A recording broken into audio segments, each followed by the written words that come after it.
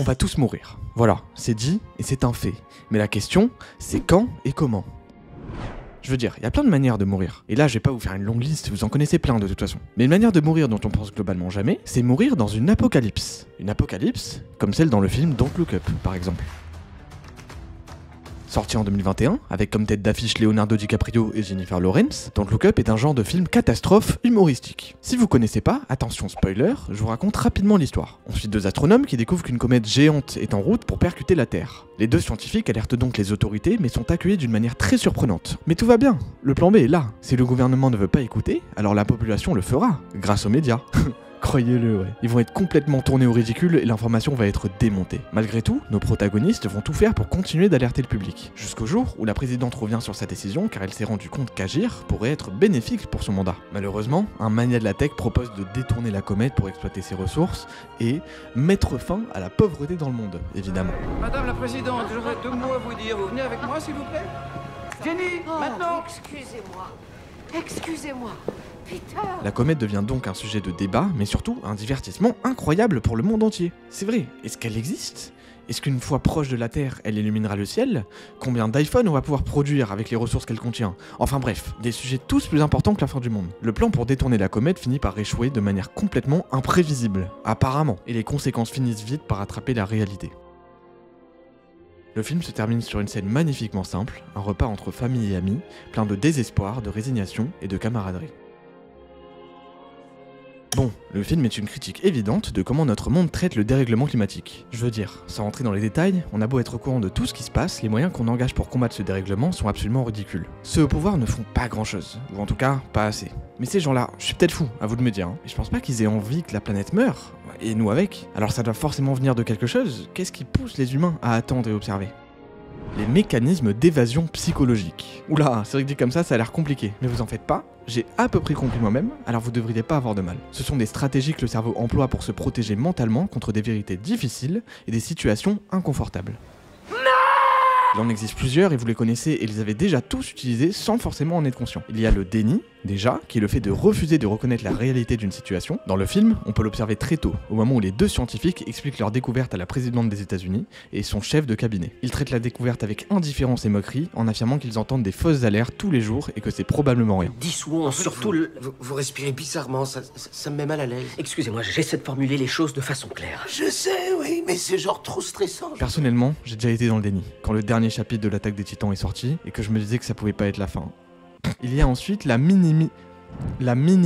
Ok, bon c'est très dur à dire comme mot, mais la minimisation. Donc le fait de réduire l'importance ou la gravité d'une situation. On le voit très clairement lors de la première apparition des astronomes dans le talk show de Daily Rip. Les présentateurs traitent l'annonce avec légèreté et en plaisantant pour rendre l'interview divertissante plutôt qu'informative. Et quand ça arrivera, est-ce qu'elle pourrait percuter une maison en particulier qui est sur la côte du New Jersey, celle de mon ex-femme? Et ça m'arrangerait, ça peut se faire, vous Oui, pensez? Chélie, vous vous entendez à merveille, ça suffit, oui. Écoutez, Puis, il y a la distraction, le fait de détourner l'attention vers des sujets moins stressants ou plus agréables. Par exemple, lorsque les médias ou le public se concentrent sur la rupture de la pop star Riley Bina plutôt que sur le fait que tout le monde va mourir. Je crois que je faisais pareil en CM1 avec mes tours de magie. Par contre, même quand le tour avait pas marché, tous les adultes me disaient « Waouh, bravo !» J'ai jamais vraiment compris pourquoi. Et enfin, il y a l'optimisme excessif, le fait de maintenir une attitude excessivement positive en ignorant les dangers réels. On en a le parfait exemple avec le fameux mania de la tech qui propose son plan pour exploiter les ressources de la comète et la présidente ainsi qu'une bonne moitié de la planète qui est trop heureuse et qui croit fermement à la réussite de ce plan. Oui. Tous ces milliers de milliards de dollars, vous pensez que ce sera important si l'humanité tout entière meurt quand la comète nous percutera? Question, Jenny. Oui, pourquoi on nous a pas consultés? Sauf votre respect, madame la présidente. non, c'est et si on extrêmement devenait dangereux. riche, mais laissez-moi parler. Tout comme moi, je croyais fermement en l'avenir du jeu Overwatch.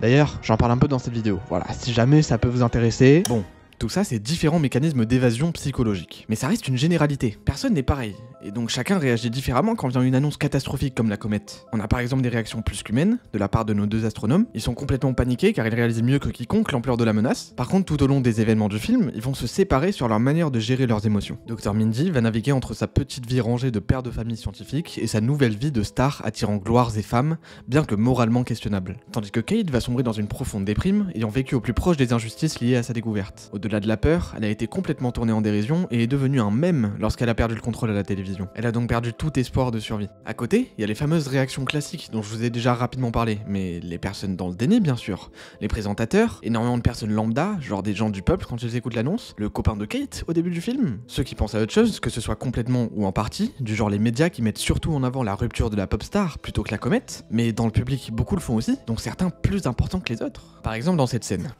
Les réseaux sociaux tournent en boucle sur la rupture entre la chanteuse Riley Bina et DJ Shello, son petit ami. C'est vraiment dommage. Ils m'ont l'air si gentils. Le docteur Oglethorpe réagit à la fameuse rupture, alors qu'ils sont en train d'attendre la présidente pour pouvoir lui annoncer la terrible nouvelle. Et je précise, le docteur Oglethorpe, c'est genre la personne responsable de la défense planétaire. Il y a ceux qui pensent qu'au profit, forcément celui qui a créé le plan pour extraire les minerais. Puis-je dire quelque chose, monsieur Isherwell? Non. Mais aussi la présidente, qui n'agit qu'en fonction de si elle peut gagner des voix ou non. Et puis vous savez quoi? Revenons à cette scène. Celle où le docteur Minji, après avoir passé un certain temps à flirter avec l'immoralité, revient à la raison et comprend que ce qu'il se passe n'est absolument pas normal. Et puis, juste pour le jeu de DiCaprio, la scène est forte. Envoyer une coupure S'il vous pub plaît, et on sera bientôt s'il de vous plaît, retour. non, ne me coupez pas, j'ai quelque chose à dire. Alors ça tombe très bien, parce que dans notre émission, on peut s'exprimer... Est-ce que vous pourriez arrêter de nous emmerder avec votre de bonne humeur? Pardon, mais tout n'a pas systématiquement besoin d'être intelligent, charmant, ni même aimable. Il y a des moments où on devrait seulement pouvoir se dire les choses. On a besoin d'entendre les choses. On a même pris une putain de photo. C'est une preuve qui devrait suffire. Et si tous, autant qu'on est, on est incapable au minimum de reconnaître que si une comète de la taille du mont Everest dégringole droit vers la planète Terre, ce n'est pas une putain de bonne nouvelle!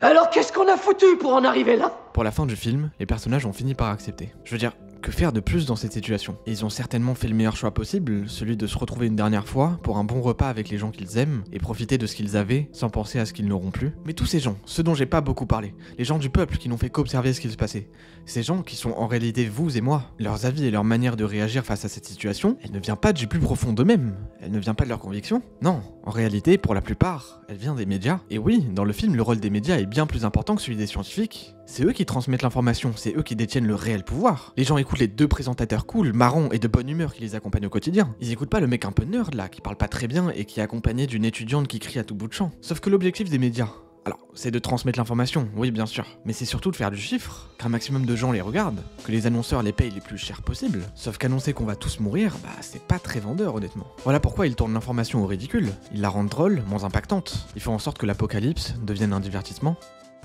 Alors bien sûr que c'est de la manipulation, on peut dire que c'est eux les méchants, le peuple n'est que la victime dans l'histoire. Mais si les médias transforment les mauvaises nouvelles en divertissement, car ça leur apporte plus d'argent, c'est parce que les spectateurs ne regardent que les divertissements et ignorent au maximum tout ce qui pourrait toucher à leur confort. Et puis c'est pareil avec la présidente, son objectif est de rester en tête des sondages, mais apparemment si elle dit la vérité et annonce une catastrophe dans le but de protéger la population, elle se fait écarter de la présidence. Encore une fois, l'audience régit l'information et pas l'inverse. Voilà pourquoi dans notre monde, quand vous regardez les chaînes d'information, vous ne voyez que des choses horribles. Pourtant on est d'accord pour dire qu'une information n'est pas forcément négative, mais l'être humain est attiré par le négatif plutôt que le positif. C'est comme ça, et il faut le comprendre et l'accepter. Et ne croyez pas que le film est une satire. Non, non, le film représente quasi parfaitement la réalité. J'imagine pas le nombre de personnes, de scientifiques, de terrifiés qui se sont fait moquer, ignorer et tourner au ridicule. Écoutez ce que Aurélien Barraud, astrophysicien et philosophe français, a à dire sur Don't Look Up.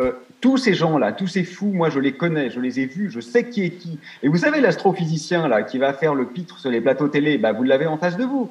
Et à la pause pub, on vous dit « Ouais, c'est pas mal ce que tu dis, mais il faudrait être un peu plus souriant. » Je dis « Non mais les amis, je suis en train de vous dire que c'est la fin du monde. »« Ouais, mais c'est pas grave, faudrait être plus souriant. » Je l'ai vécu, c'est moi, voilà. Et c'est comme ça partout autour du globe. Charts that I can see in front of me are frightening.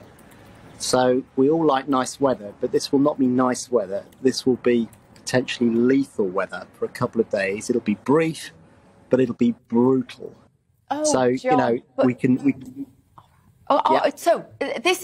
So John, I want us to be happy about the weather and every single. I don't know whether something's happened to meteorologists to make you all a little bit fatalistic and harbingers of doom. Enfin bon, ne soyons pas pessimistes, hein, on n'est pas là pour ça, mais ça existe quoi. Ne soyons pas dans le déni justement. D'ailleurs, il y a quelque chose dont j'ai pas encore vraiment parlé à propos du film. Je vous l'ai juste dit au début de la vidéo en rapide, mais c'est un film catastrophe comique.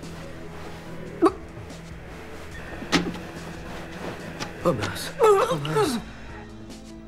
En fait, le réalisateur a utilisé l'humour pour faire passer son message. Sinon, le film aurait été pris pour un vieux film moralisateur conçu par les élites pour faire culpabiliser les pauvres, etc., etc. Et franchement, j'ai vraiment envie de savoir ce que vous en pensez. Genre, est-ce que vous avez trouvé ça marrant? Parce que honnêtement, moi oui, j'ai trouvé ça sympa et les comiques utilisés me font rire. Genre au début, quand il brise le 4e mur pour expliquer que le bureau de la coordination de la défense planétaire existe vraiment, genre dans la vraie vie. Ou encore quand il y a l'immense discours de DiCaprio et qu'il se passe ça. Que chacun d'entre nous tous, Enfin bref, au-delà du message du film et tout, moi je vous conseille vraiment de le regarder parce qu'il est franchement pas mal. Attendez, est-ce que vous réalisez ce que je viens de dire là? Enfin en général, tout ce qu'on fait, parce que là, vous avez peut-être vu le film, en tout cas moi je l'ai vu, je l'ai trouvé super intéressant, j'en ai lu des critiques, j'en ai écrit, tourné et monté une vidéo pour pouvoir vous la partager et que vous la regardiez à votre tour. Et là, je viens de vous conseiller de le voir, car c'est un bon divertissement, mais c'est pas exactement le principe du film. Non, je vais même être plus égocentrique. Le titre de la vidéo c'est « Quand l'apocalypse devient un divertissement ». Donc je viens de faire exactement ce que le film dénonce, ce que je mets en avant. Comme quoi... c'est à nous, le peuple, de développer notre esprit critique. Faisons attention à ce que nous entendons et voyons dans les médias. Vérifions les informations, réfléchissons par nous-mêmes et faisons-nous notre propre avis. Et je préfère le préciser, mais je suis absolument personne pour donner une leçon de morale à qui que ce soit. Je suis un simple mec de 20 ans qui tient aux gens qu'il aime et à ce monde. Et malgré tout ce que nous expérimentons de nos jours, malgré tous les obstacles que l'humanité doit traverser, je veux croire en quelque chose. Tous ensemble, montrons au monde que Don't Look Up s'est trompé. Merci d'avoir regardé cette vidéo, n'hésitez pas à vous abonner et à jeter un œil à ma chaîne si mon travail vous plaît. Je vous dis à très vite.